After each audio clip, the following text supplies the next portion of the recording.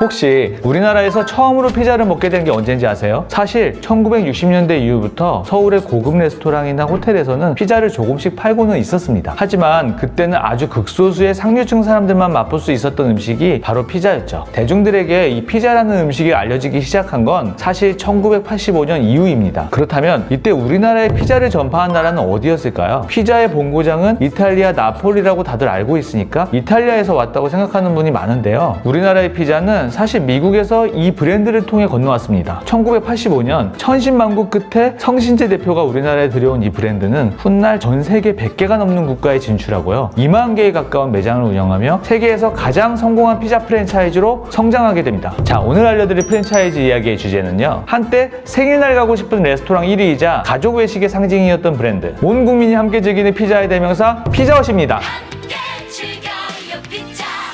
여러분 혹시 우리나라의 피자 프랜차이즈 본사가 몇 개 있는지 아세요? 몇 개나 될 것 같아요, 피자? 500개? 아니 1000개는 넘죠. 1000개나 된다고요? 이제 아주 막 던지는구나. 2026년 6월 기준으로 200개가 조금 넘습니다. 프랜차이즈 본사가 1000개에 육박하는 업종은 카페 하나고요. 그 다음이 치킨인데 600개 정도 됩니다. 그 다음이 베이커리랑 피자인데 비슷하게 200개 이상씩 되는 거죠. 200개 정도 된다니까 혹시 적게 느껴지실까봐 하나 더 알려드리자면 피자가 주식인 미국도 피자 프랜차이즈는 100개 정도밖에 안 되고요. 인구가 우리보다 2배가 넘는 일본도 50개밖에 안 됩니다. 우리나라는 전 세계에서 피자 프랜차이즈 브랜드가 가장 많은 나라인 거죠. 네? 우리나라가 세계 1위인 거예요? 아니 근데 사실 우리나라가 웬만하면 다 1위지. 프랜차이즈가 워낙 많으니까. 더 신기한 거 하나 알려드릴까요? 다른 나라들 보면 대부분 도미노 피자나 파파존스, 피자헛 이런 브랜드가 업계 최상위를 차지하고 있거든요. 근데 우리나라 업계 순위를 단순히 가맹점수만 놓고 보면 1위가 피자스쿨, 2위가 피자마루, 3위는 피자나라 치킨공주, 4위를 오구살 피자가 차지하고 있단 말이죠.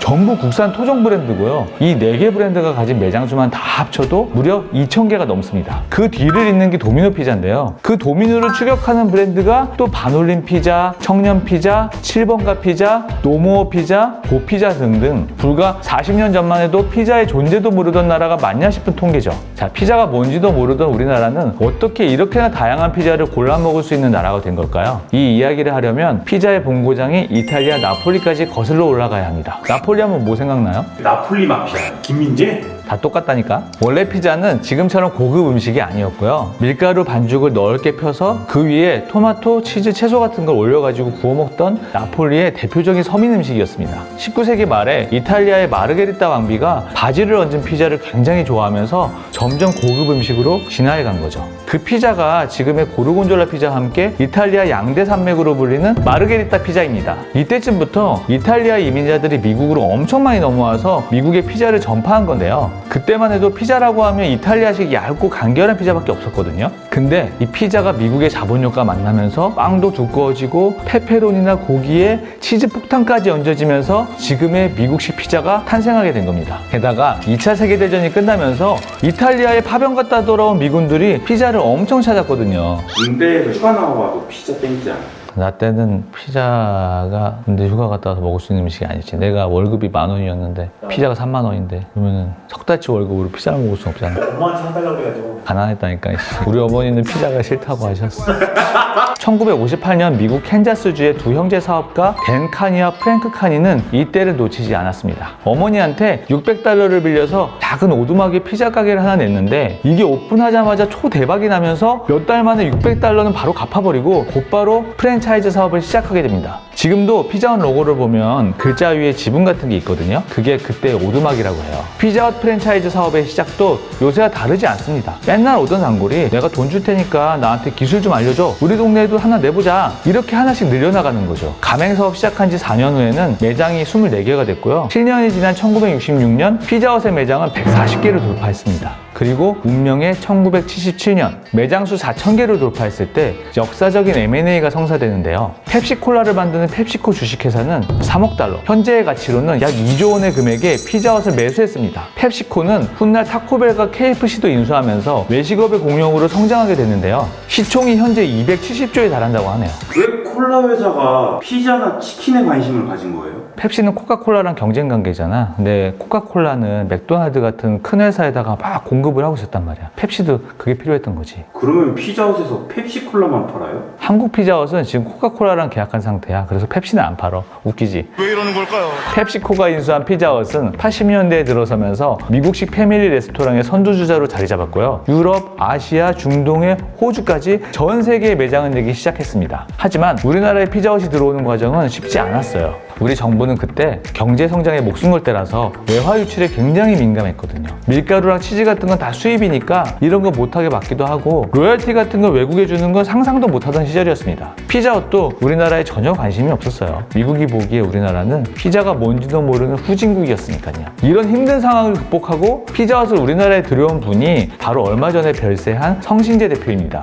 이 성신재 대표가 서울대 정치학과를 졸업한 엘리트였던 거 아시나요? 이분은 원래 무역업을 하던 분인데 미국에 출장을 갔다가 피자헛을 우연히 먹어보고는 이거 한국에 가져오면 무조건 대박난다. 이런 확신으로 바로 본사 찾아가가지고 담당자 만나게 해달라고 로비에 앉아가지고 몇 날 며칠을 서성였습니다. 근데 당연히 아무도 안 만나줬겠죠. 피자가 뭔지도 모르는 가난한 나라에 우리가 왜 들어가냐고. 당장 가라고. 하지만 성신재 대표는 호텔방 딱 잡아놓고 제안서를 이렇게 씁니다. 대한민국의 인구, 성장 속도, 젊은이들이 갈망하는 서구 문화를 완벽하게 엮는 리포트로 작성했고요. 당신들은 맥도날드가 한국 시장을 선점하는 거 구경만 할 겁니까? 지금 한국을 놓치면 아시아 시장 전체의 주도권을 도미노에 뺏기는 겁니다. 이러고 자신이 가진 마지막 재산인 7만 달러를 내놓으며 이건 내 전 재산인데 내가 실패하면 몰수해도 좋아요. 하지만 내가 성공한다면 당신들은 전 세계에서 가장 충성스러운 파트너를 얻게 될 겁니다. 이런 거 요새 함부로 하면 안 돼. 왜요? 요새는 해외 브랜드 판권을 우리나라로 가져와서 그걸 또 성공시킬 확률이 너무 낮아졌더라고.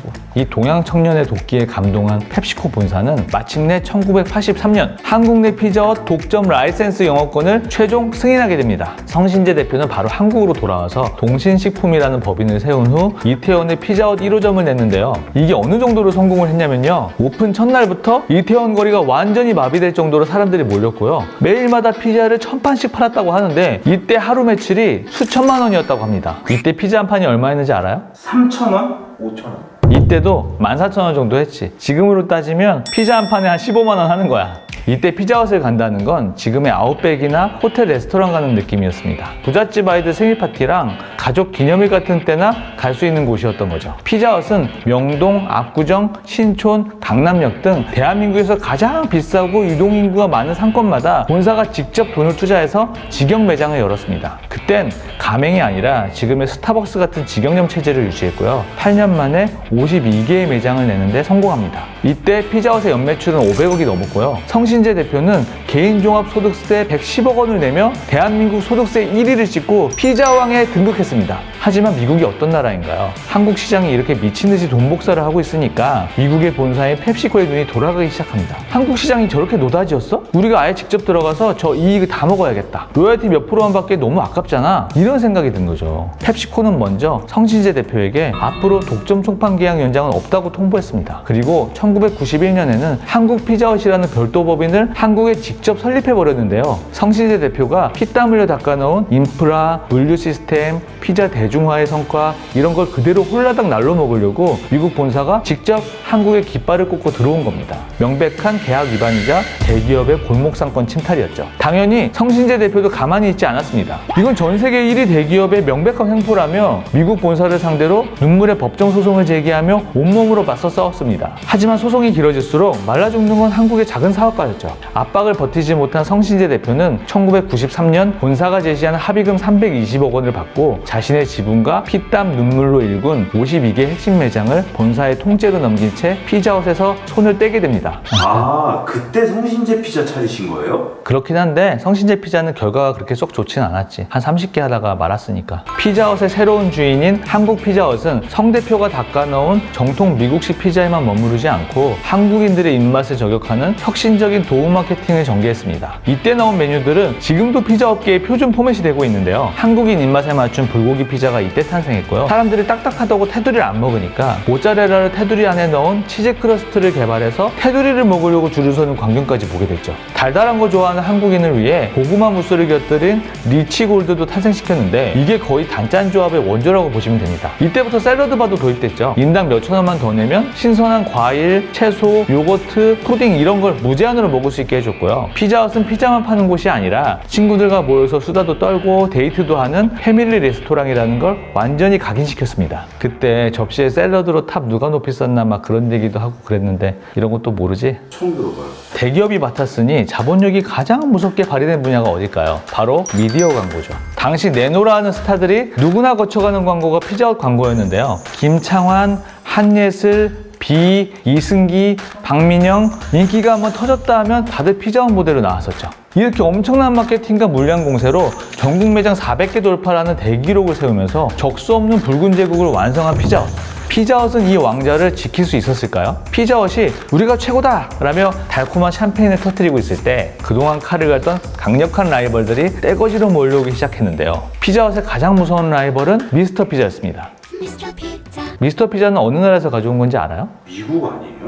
일본? 재팬. 미스터 피자는 우리나라 토종 브랜드지. 최초로 상장도 했고. 사실 피자헛 고객의 80%는 여성이었습니다. 이걸 노린 미스터 피자는 Made for Woman 이라는 슬로건으로 기름기를 쏙 뺀 수타형 피자와 문근영, 박보영, 한효주 등 당대 최고의 여성 스타를 앞세워 마케팅을 펼쳤고요. 2000년대 말에는 피자헛을 제치고 매출과 매장수 1위를 달성하기도 했습니다. 피자헛의 숨통을 조이는 피자가 하나 더 있었죠. 바로 현재 세계 랭킹 1위인 도미노 피자였습니다. 2010년대 들어서면서 배달 피자 시장이 열렸거든요. 소비 트렌드가 패밀리 레스토랑에서 안방으로 완전히 바뀌게 된 거죠. 여기서 두 브랜드의 운명이 완전히 갈립니다. 도미노 피자는요, 무거운 대형 매장을 과감히 포기하고 배달 전문 소형 매장 위주로 바꾸면서 온라인 주문 시스템과 IT 기술에 올인했습니다.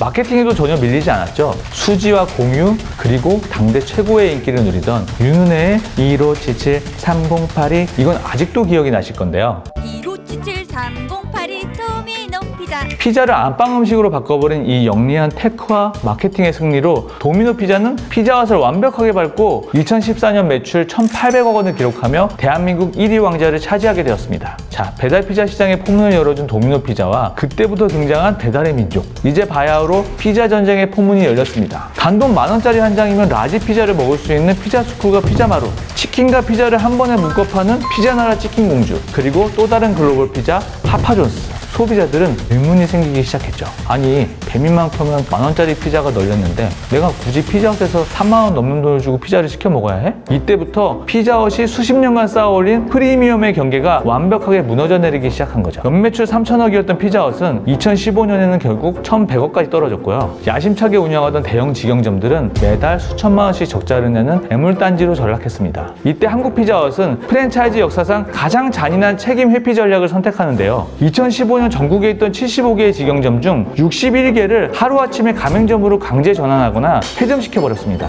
남은 14개도 얼마 안 가서 다 없애버렸죠. 결국 400개 정도 되는 모든 피자헛 매장 중에 직영점은 한 개도 남지 않았습니다. 본사가 왜 그렇게까지 한 거예요? 가맹점 로열티가 6%였거든? 운영은 점주한테 맡기고 우리는 로열티만 받아가겠다는 거지. 그러면서 이제 재정비도 하고 책임져야 하는 본사 직원도 싹 없어지는 거고. 그리고 중요한 게 하나 더 있었거든. 2017년 당시 피자헛의 미국 본사 얀브렌즈는요, 한국 피자헛의 지분 100%를 사모펀드인 오케스트라 PE에 매각했습니다. 매각 금액은 250억 원이었는데요. 15년 전에 성신재 대표한테 320억을 주고 샀던 것에 비하면 엄청 헐값에 팔린 거죠. 제가 전에 사모펀드의 목적은 뭐라고 했죠? 기업을 싸게 사서 잘 키워가지고 비싸게 되파는 것이라고 했습니다. 장사는 안 되는데 투자금은 회수해야 하니까 이때부터 가맹점주들을 쥐어짜는 무리수가 시작됐고요. 이 사건을 계기로 한국 피자헛은 결국 청산을 하게 됩니다. 대법원은 2026년 1월 15일 가맹본부는 소송을 제기한 94명의 가맹점주에게 총 215억 원의 부당이득금을 반환하라고 판결을 내렸습니다. 제가 프랜차이즈 임직원들이 모인 자리에 강의를 자주 다니는데요. 요새 가장 많이 주시는 질문이 바로 이 피자헛 사건이거든요. 이 피자헛 사건의 경위에 대해서 아주 간단하고 알기 쉽게 정리해드리겠습니다.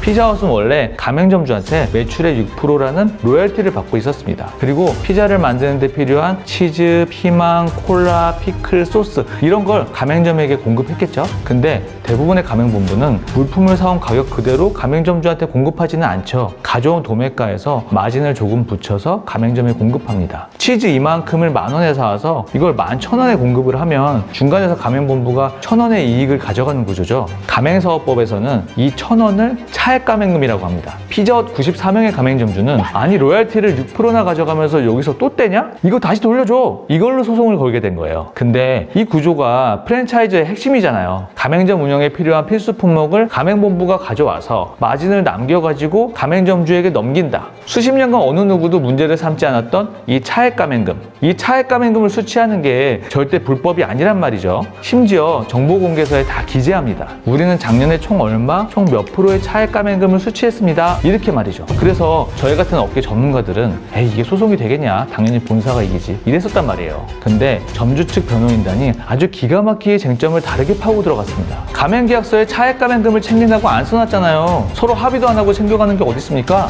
본사는 당연히 아니 정보공개서에 써 있잖아요. 그거 보고 점주님들도 묵시적인 합의를 한 게 아닙니까? 20년 12월에 시작한 이 소송은 1년이 넘는 뜨거운 공방 끝에 22년 1월 점주가 극적으로 승소했고요. 당연히 본사는 항소를 했습니다. 하지만 24년 7월 2심에서 법원은 이런 판결을 내리죠. 우리가 계산을 좀 더 해보니까 금액이 훨씬 크던데? 피고는 원고에게 부당이득금 215억 원을 배상하라! 이때 세상이 발칵 뒤집혔습니다. 사실 가맹계약서에다가 가맹본부가 차액 가맹금을 수취한다는 걸 점주가 계약 전에 합의했다는 조항을 써놓은 본사는 없었거든요. 표준계약서를 공정위에서 만들어준 거 아니에요? 그래서 공정위도 많이 당황했지. 미안해 얘들아. 뭐 이런 분위기? 대표님은 고객사가 몇천 개인데 큰일 났었겠네요. 난 저 판결 나오자마자 바로 합의서 만들어가지고 본사에 싹 돌렸어. 그리고 얼른 가맹점들한테 도장 받아라고 시켰지. 그때 확인해준 합의서만 10,000장 넘을걸? 너는 계획이 다 있구나. 어떤 합의서였는데요? 난 차액 가맹금 받는 거 알고 계약했습니다. 이게 핵심이었거든. 한국피자헛은 일단 대법원에 상고를 한 후 기업회생을 신청했고요. 서울회생법원으로부터 회생 절차 개시 결정을 받게 됩니다. 이때 왜 회생을 신청했냐면요. 점주 측은 2심 판결문 하나로 법인 통장을 압류할 수 있거든요. 이 압류를 풀려면 회생 절차를 개시해야 합니다. 압류되면 업체들한테 돈도 못 주고 직원들 월급도 못 주거든요. 문제는 승소한 점주분들도 돈을 못 받게 되는 겁니다. 게다가 대법원 판결은 한참 남았고 점주분들이나 점주 측 변호인단도 참 힘든 시간을 보냈습니다. 그리고 2026년 1월 15일 결국 대법원은 판결을 합니다. 상고를 모두 기각한다.